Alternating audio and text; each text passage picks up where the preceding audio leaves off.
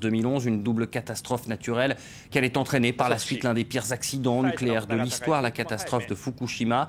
À ce jour, les 48 réacteurs nucléaires que compte le pays sont toujours à l'arrêt.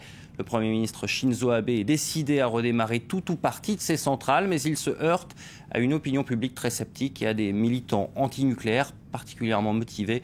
Regardez ce reportage de nos correspondants au Japon, Marie Linton et Michael Penn. Foule compacte, néon coloré, écran géant, Tokyo reste une ville électrique, même si tous les réacteurs nucléaires sont à l'arrêt des suites de la catastrophe de Fukushima. À se demander si le pays a vraiment besoin de l'atome pour fonctionner. On n'a pas besoin du nucléaire. On arrive très bien à vivre sans, on a assez d'électricité. Aujourd'hui, on est ici pour dire qu'on peut très bien s'en sortir si on développe les énergies renouvelables. Selon un sondage du Tokyo Shimbun, 65% des Japonais veulent sortir définitivement du nucléaire. Un chiffre qui pousse les militants à continuer la lutte. Dimanche, pour les 3 ans de l'accident de Fukushima, 30 000 personnes battent le pavé autour du Parlement japonais. L'ambiance est rock'n'roll et le mot d'ordre limpide, non au redémarrage des centrales nucléaires. L'ennemi déclaré des manifestants, le Premier ministre conservateur Shinzo Abe, qui veut relancer les réacteurs au plus vite. Dévoilé en février, une première ébauche de sa politique énergétique présente le nucléaire comme une source d'électricité clé pour le Japon. Une position que le gouvernement justifie par le coût démentiel des hydrocarbures que le pays doit désormais importer pour faire tourner tous azimuts des centrales thermiques. Sans les centrales nucléaires, qui représentaient entre 27 et 30% du total de la production d'électricité du Japon, le pays a besoin à court et moyen terme d'importer de plus en plus d'énergies fossiles, qui sont chères, et cela crée des problèmes économiques. Et enfin, sans énergie nucléaire, il est encore plus difficile de respecter les accords de Kyoto en termes de réduction des émissions de CO2. Des émissions de gaz à effet de serre que le gouvernement veut limiter en misant sur les énergies renouvelables. Et voici sa vitrine, une éolienne flottante de 2 MW, la première d'une ferme offshore de 143 éoliennes. Installée au large de Fukushima, à seulement 50 km de la centrale nucléaire accidentée, le projet symbolise une nouvelle ère pour la région dévastée. Ce projet est un moyen pour la préfecture de Fukushima de surmonter la catastrophe et de revitaliser l'industrie. C'est pour cela que le gouvernement a financé ce projet. Mais derrière la façade, les énergies solaires et éoliennes peinent toujours à décoller au Japon. Malgré les incitations du gouvernement, elles ne représentent qu'1,6% de la production d'électricité du pays. Grâce à la mise en place de tarifs de rachat avantageux des énergies renouvelables, on a vu apparaître des parcs géants de panneaux solaires depuis 3 ans. Mais si on considère la vue d'ensemble, la part des énergies renouvelables n'a pas encore augmenté. Toujours peu d'énergie renouvelable et incertitude totale quant au redémarrage des centrales nucléaires. 3 ans après la catastrophe de Fukushima, le Japon a toujours du mal à décider d'une politique énergétique.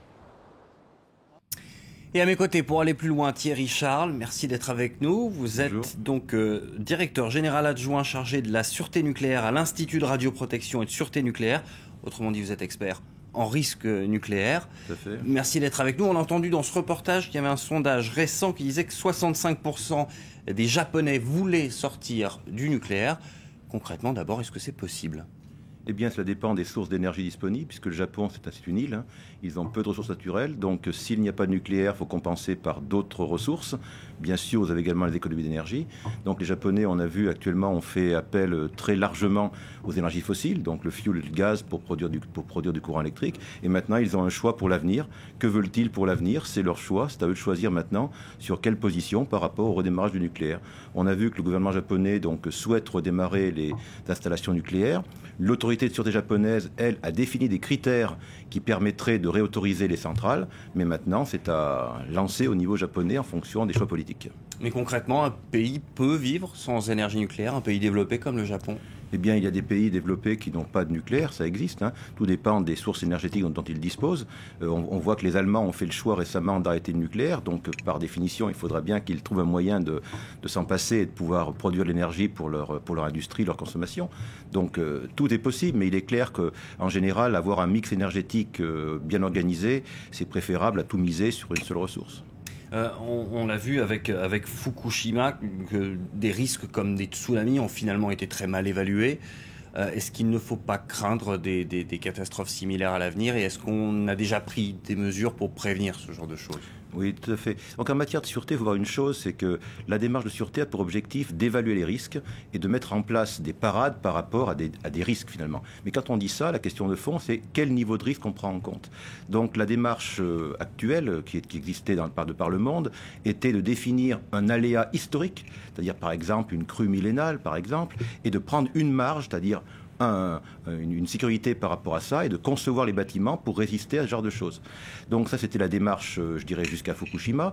Fukushima a appris finalement de ce point de vue-là que même avec un dimensionnement disposant de marge, on pouvait encore craindre un événement plus grave qui dévaste un site nucléaire entier, tout le site nucléaire. Et donc les mesures qui ont été prises à la suite de ça, notamment en France, ça a été de dire finalement, la démarche de sûreté, elle est robuste, mais il faut la renforcer pour pouvoir, s'il y avait un événement qui dépasse ce qui était prévu, malgré tout, pouvoir maîtriser la situation. Alors maîtriser, ça veut dire quoi? Ça veut dire autant que possible éviter l'accident, et si on ne peut pas, au moins en limiter les conséquences.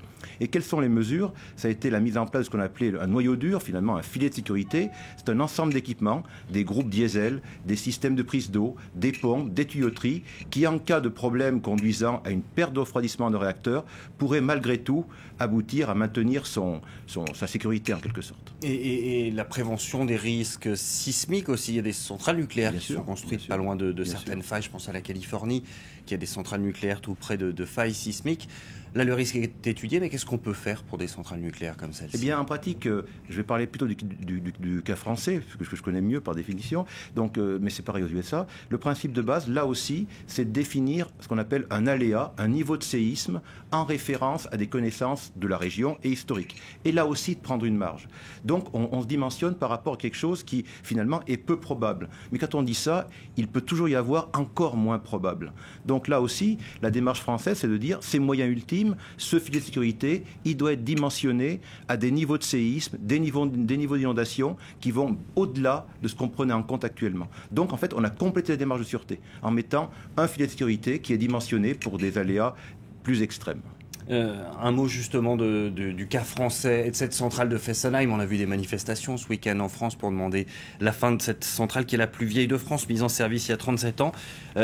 Est-ce qu'on peut fermer ce type de centrale? Est-ce qu'une centrale nucléaire a une durée de vie programmée? Eh bien, dans le cas de Fessenheim, il faut dire qu'une chose claire, elle est régulièrement autorisée jusqu'à maintenant pour aller jusqu'à 40 ans. De ce point de vue-là, les travaux demandés par l'autorité de sûreté ont été réalisés, donc l'installation, de ce point de vue-là, respecte les exigences qu'elle doit respecter. Ça, c'est un premier point. Après, deuxième point, la durée de vie. Dans un réacteur, qu'est-ce qui limite potentiellement la durée de vie? 3 points essentiels. 1, la cuve du réacteur.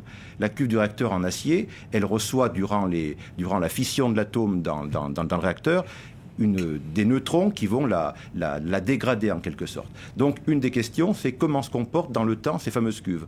Donc de ce point de vue-là, il y a des études, des recherches, des expérimentations pour avoir une connaissance du comportement de ces cuves dans le temps.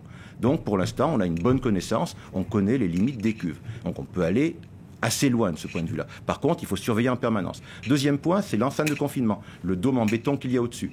Le béton, ça vieillit là aussi, et donc le béton, il faut le surveiller et conserver les caractéristiques qui lui sont demandées. Et puis après, dans l'installation, vous avez un ensemble d'équipements pour lesquels il faut faire de la maintenance régulière.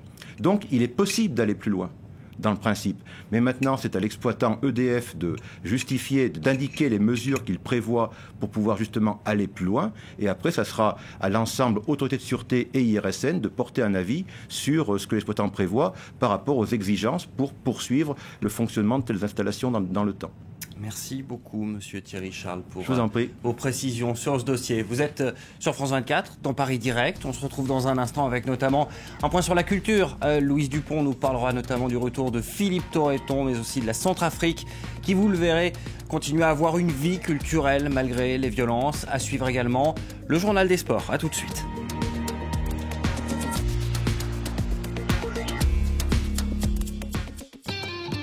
Le Paris des Arts. Cette semaine, dans le Paris des Arts, je reçois la créatrice de mode Barbara Bui. Elle a présenté sa dernière collection à la Fashion Week à Paris.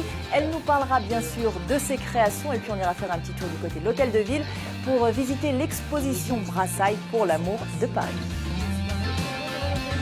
Le Paris des Arts, à voir sur France 24 et sur France24.com.